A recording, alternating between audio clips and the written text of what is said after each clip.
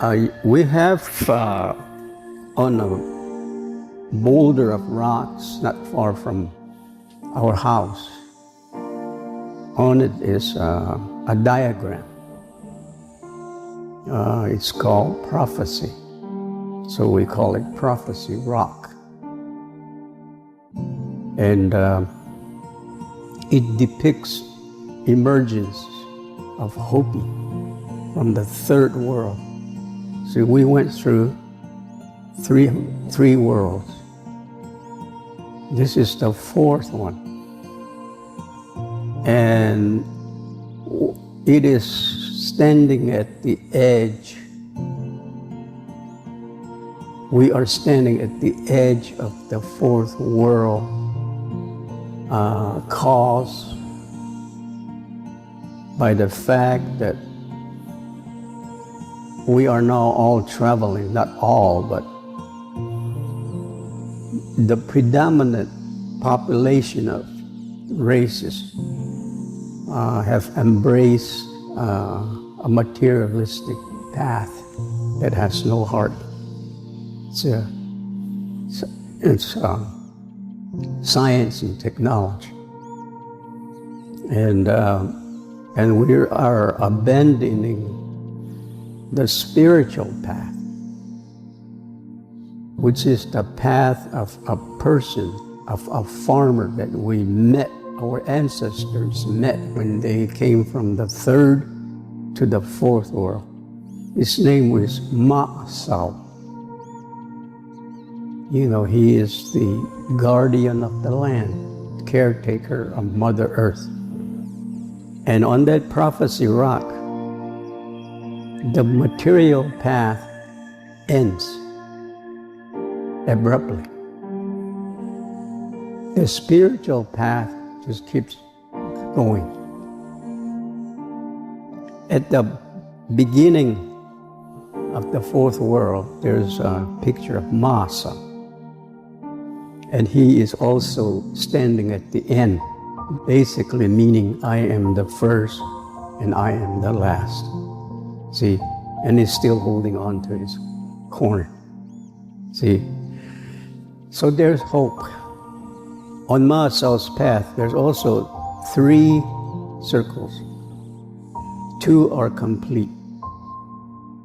First, the third one is halfway complete.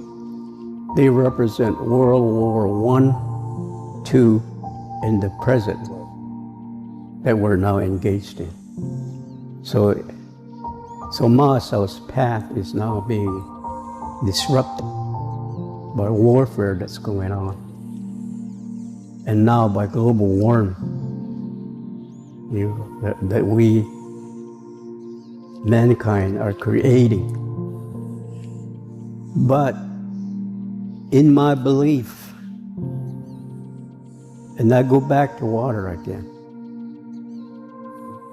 I believe the path of science, technology can still be intertwined with the mystical path, the spiritual path,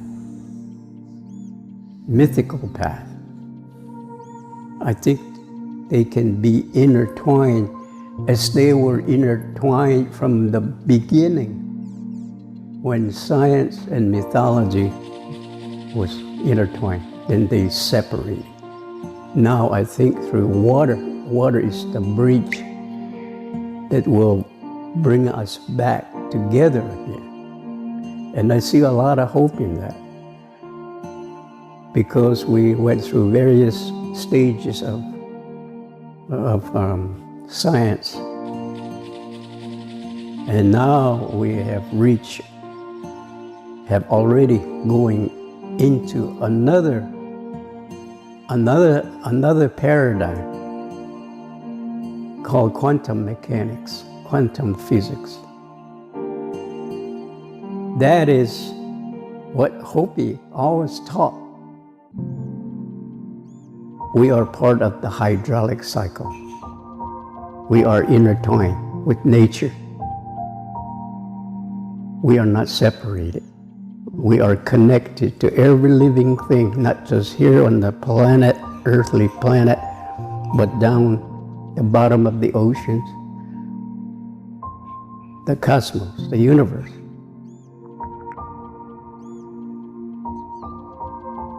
And we're connected to the continents and the islands through water, through the ocean. And then the sixth direction is the upper world, the cosmos, cosmos, sea, the home of the cloud people. And that's where you go when your physical body dies here on earth. Then the liquid inside your body evaporates. And it ascends to the cloud people.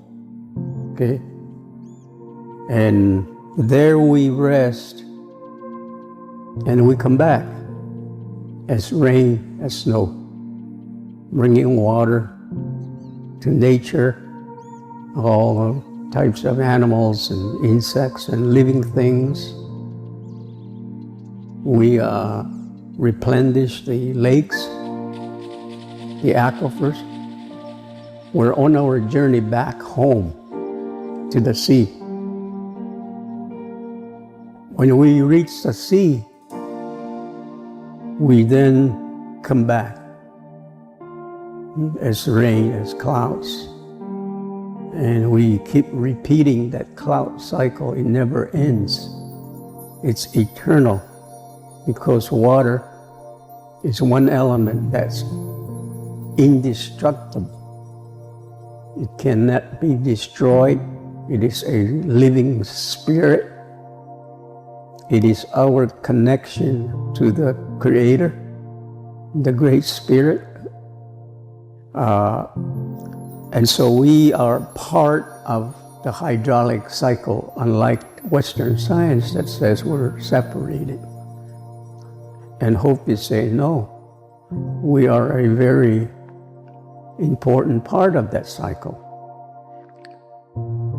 We are told to put our hearts, our minds together, and then pray for rain. And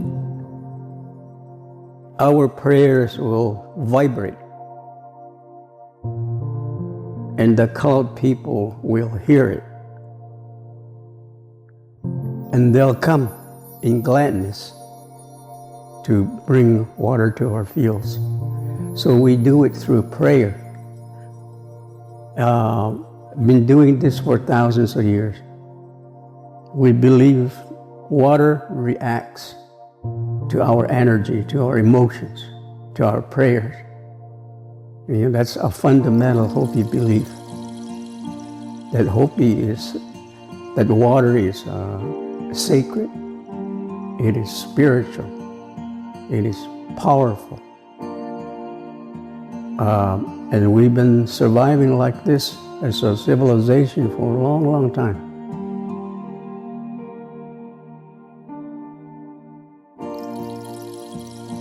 There's got to be a paradigm shift based on what we learned from Dr. Emoto and other scientists that are now exploring this whole mystery of water,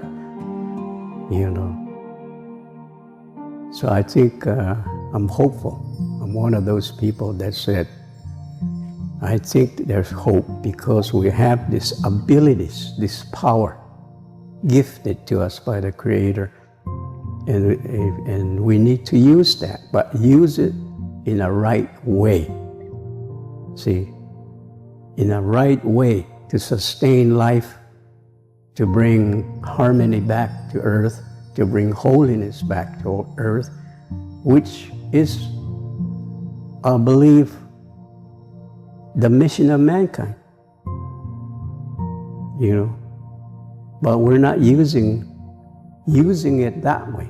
We're letting science and technology take control of our lives We worship technology and science. The Creator is, we don't need the Creator anymore or the Spirit anymore, you know.